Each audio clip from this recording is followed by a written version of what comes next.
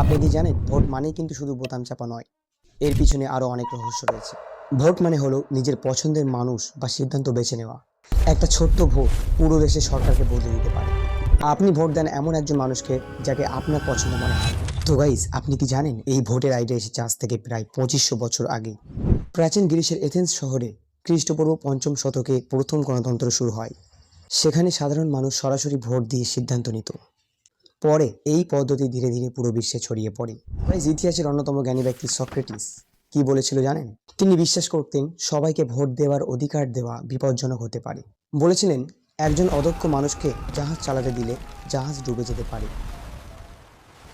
ঠিক তেমনই অজ্ঞ মানুষকে ভোটের ক্ষমতা দিলে দেশ ভুল পথে যেতে পারে। তার মতে গণতন্ত্র তখনই ভালো কাজ করে যখন ভোটাররা শিক্ষিত, সচেতন এবং জ্ঞানী হয়। তিনি আরও বিশ্বাস করতেন রাজনীতি হলো একটি দক্ষতা যা সবার কাছে নেই, যেমন ডক্টর বা পাইলট হওয়ার জন্য বিশেষ জ্ঞান লাগে। তো আজ আমরা যে ভোট দিই সেটাই আমাদের অধিকার, আমাদের ভবিষ্যৎ গড়ার শক্তি। তো ভোট মানে শুধু একটা বোতাম নয়, এটা তোমার নিজের কণ্ঠস্বর।